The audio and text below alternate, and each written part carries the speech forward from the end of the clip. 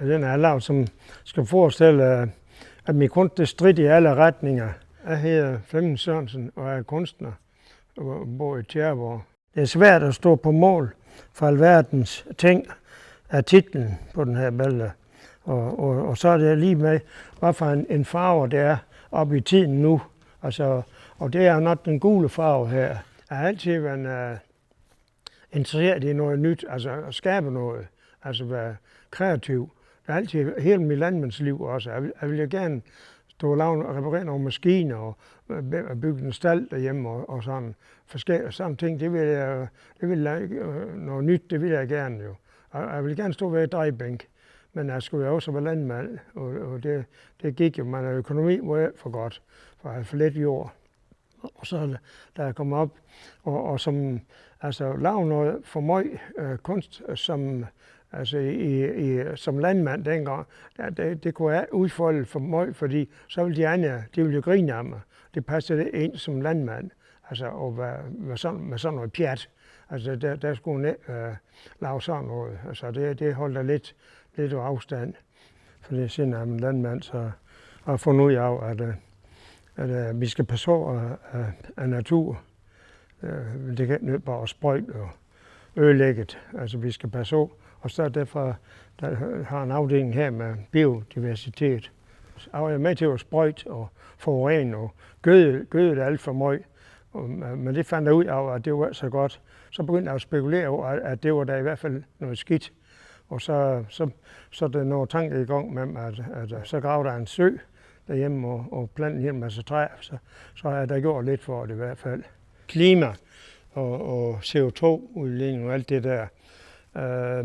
Og det her er sådan, denne velfærdsplanke skal ligge vandret, luksus og misbrug. Altså den skulle ligge vandret der, så var det som det skal være i et klima.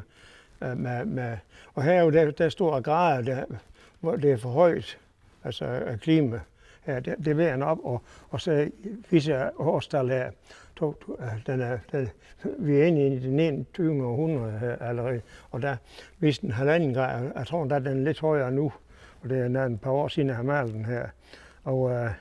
Og det viser jo, at det er vand, at mennesker de holder ved her, fordi de skal jo drukne i alt det vand. Der kommer en masse vand, og så har vi her, det er jo så ild, skovbrænde, og det brænder jo. Og her har vi biodiversitet, naturen. Altså, det er dem ting, jeg forklarer man her. Men den skal lige lidt mere til, altså når den vipper her, det er grader herover, og herover er der årstal. Vi skulle lave mere med fred og fordrag med hinanden, og passe over klima. Fordi der er ingen fremtid, hvis vi passer over den jordklode. Det er vores hjem. Det er en betingelse. Det vil jeg ønske, vi kunne, men det er jo nok en stor ønske at have. Jeg vil bare have lov til at have mig ytre mig. Min ytringsfrihed, den vil jeg have lov til, og den vil jeg holde i hævd. Og det kan jeg ikke få lov til, hvis jeg snakker. Men når jeg laver det i min kunst, så er det jo.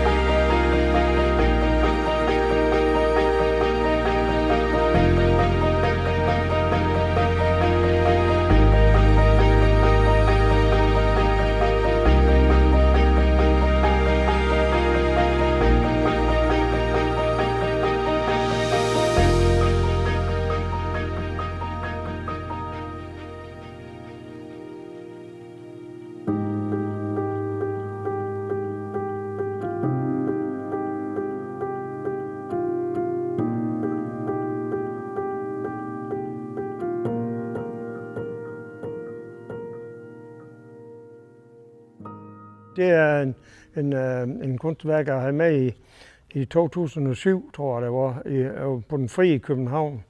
Og den viser sådan lidt om klima rundt, og det er charterfly, de flyver med sygdom og SARS og alt muligt. Den her den 13. fugl er gul, og den her er den gule fugl. Og der har så lavet, at den hvide tråd, og det er renhed rundt om, og den grønne, det er naturen. Men så har vi en skorsten her, en original skorsten fra et sommerhus, som den leder CO2 skidt ud, og der står så, vil du bøje dig for fremtiden, så kig i skorstenen her, og hvem ser du? Så vil jeg have, at mennesker, der ser, de skal gå ned og kigge i, så er der en spejl, så kan de se sig selv. Og det vil sige, at vi skal alle sammen være med til at redde naturen og klimaet. Det er det, jeg mente med det her.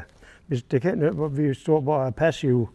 Og så står der så her, skal vi sammen fjerne den varme røde tråd, og det er den har flettet ind i her, i en replik rundt her, og så går ned til Sydpolen. Der var hul i for mange år siden i ozonlag på Sydpolen. Derfor har jeg lavet den måde her. Og så er der masser budskaber her, der står rundt. Jul herinde midt i. Det skal forestille en barn, der bliver født her. Og så leger det er rød og blå farver, det er både dreng og pige. De render og leger der og cykler, bliver ældre, bliver forlovet. Og så kommer vi herom, så får de barn og bil og alt muligt, og sætter sig nok lidt hårdt i gæld. Så det bliver en trædemølle for dem, men så kommer de længere op i alt, og så kommer det over kroner og øre, og så bliver de 80 år, tillykke. Og så er det færdigt her. Så er det liv færdigt. Men det er så, hvad jeg håber, det er en lykkelig liv, jo. Og samtidig så kører den her lille samtidig med foreningen, den her lille isbjørn, den står ude, og den er drevet ud over is, en lille isflage, og dens mor står hernede, og det er jo lidt bekymret. Men hvis den isflage, den smelter, helt som det nok gør en gang, så drukner den, så går det ud over isbjørnen, den drukner jo, den går til grunden.